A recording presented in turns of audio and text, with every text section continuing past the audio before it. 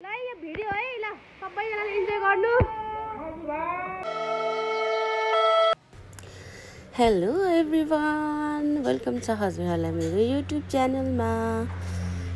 म चाहिँ कृष्णदेवी कपाली हजुरहरूको धेरै माया पाएर अहिलेसम्म हजुरहरूलाई बिर्सिन सकेको छैन। यो चाहिँ हाम्रो गोकर्ण रिसोर्टमा प्रोग्राम रहेको थियो, कल्चर प्रोग्राम।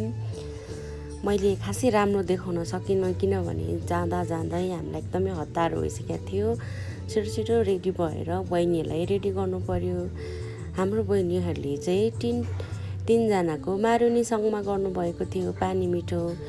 यो पानी मिठो चाहिँ जति नै पुरानो गीत भए पनि हेर्नलाई अति नै राम्रो र रमाइलो लाग्ने। अनि हाम्रो यो रहेको छ मञ्जुश्री डान्स। मञ्जुश्री डान्स भनेको सबैलाई थाहा छ चौर्या नृत्य हो भनेर। चौर्या नृत्य चाहिँ हाम्रो भगवानहरूको डान्स भनेर चिनिने गरिन्छ। अनि रहेको छ यो चाहिँ हाम्रो केटाकेटीको झ्याउरे नाच। झ्याउरे नाच चाहिँ नेपालमा एकदमै लोकप्रिय छ, एकदमै हेर्दा पनि रमाइलो देखिन्छ र हेर्दा हेर्दै आफूलाई पनि नाचु नाचु जस्तो लाग्छ। यो रहेको छ हाम्रो थारू कम्युनिटीको डान्स, थारू डान्स। यसमा पनि धेरै रमाइलो हुन्छ।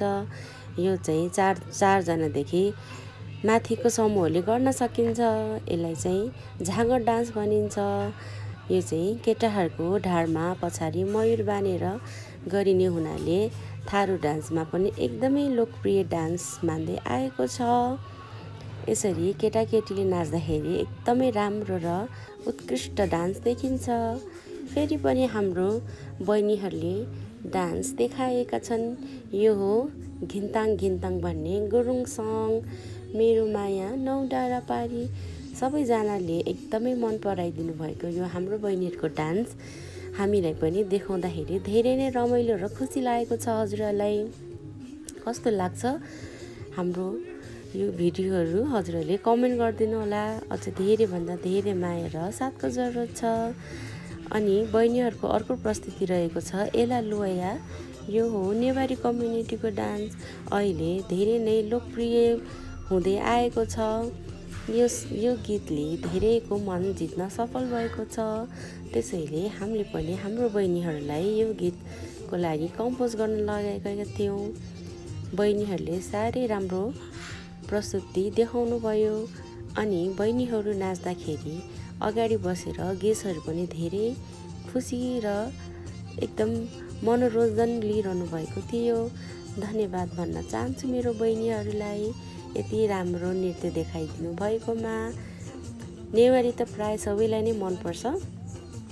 त्यही माथि यो अहिले चलिआएको एला लुया र माया मधुला गीतले धेरै मान्छेको मन जित्न सफल भएको छ।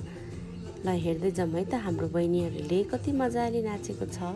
साथीहरू, म हजुरहरूलाई माफी माग्न चाहन्छु किनभने हामीले गीतहरूको म्युजिक राख्दाखेरि, साउन्ड राख्दाखेरि हाम्रो भिडियोहरूमा धेरै कपिराइट आएको छ।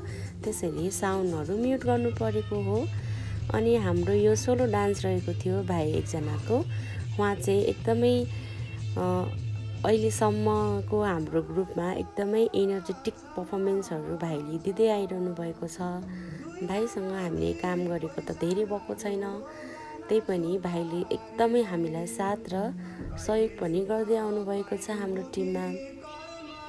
यसरी भाइ बहिनीहरू खुसी भएर नाच्दाखेरि गेस्टहरूले एकदमै खुसी र हौसला देखाएको हुनाले हामीलाई पनि एकदमै हौसला मिल्ने जस्तो प्रोग्रामहरू गर्नको लागि। हजुरहरूलाई पनि यस्तै कल्चरल प्रोग्रामहरू देखाउन मन छ आफ्नो इभेन्टमा अनि आफ्नो हरेक फङ्सनमा कल्चरल प्रोग्रामहरू राखेर अझै नै इन्जोय दिनु मन छ भने चाहिँ हामीलाई सम्झन सक्नुहुन्छ। म हजुरहरूलाई मेरो नम्बर बायोमा राखिदिन्छु। कल्चर सम्बन्धी कुनै पनि कामहरू हजुरहरूले हामीलाई दिन सक्नुहुन्छ। यसलाई चाहिँ देउरा नाच पनि भन्ने गरिन्छ। यो सिङ्गलदेखि लिएर ग्रुपमा पनि गर्ने गरिन्छ। यसमा हामीले प्रपको रूपमा एउटा डमरू पनि दिएका थियौँ भाइलाई। भाइले साह्रै राम्रो नृत्य देखाइरहनु भएको छ। यतिको साथ दिने भाइलाई मनदेखि मुटुदेखि धन्यवाद दिन चाहन्छु। अर्को कुरा यो रह्यो टिमवर्क। यदि भाइ बहिनीको साथहरू नभइदिएको भए हामीलाई काम गर्नलाई धेरै नै गाह्रो हुन्थ्यो। भनिन्छ नेपाललाई कला र संस्कृतिको धनी देश भनेर। साँच्चीकै यसो हेर्दाखेरि आफैलाई नि लाग्छ कि हाम्रो देश नेपाल एउटा सुन्दर कसरी हुन गयो त होइन। सुन्दर हुनमा चाहिँ हाम्रो कला र संस्कृतिको धेरै भूमिका छ, जसले हामीलाई अझै नेपाल हुनमा एकदमै गौरव दिलाएको छ। यो भिडियो यसरी हेर्दै गर्दाखेरि चाहिँ मनै आनन्द आउँछ, मलाई मात्रै होइन हजुरहरूलाई पनि हो कि होइन। लास्ट टाइम हामीले ग्रुप सङ गऱ्यौँ अनि ग्रुप सङ गर्दाखेरि सबैजना इन्जोय गरिरहनु भएको थियो।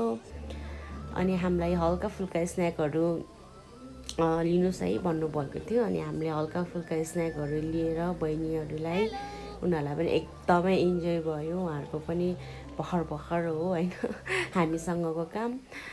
अनि भाइ बहिनीहरूलाई लिएर म चाहिँ बौद्ध गएँ। बौद्धमा मैले खानाको अर्डर दिएको थिएँ। अब किनभने प्रायः ठाउँमा हामीलाई खाना हुन्छ हुँदैन ठेगान हुँदैन, अनि दियो भने खाइन्छ होइन, दिएन भने हामी यत्तिकै बाहिर यसरी खाएर अनि घर फर्किनुहुन्छ। आर्टिस्टलाई त मार्नु भएन।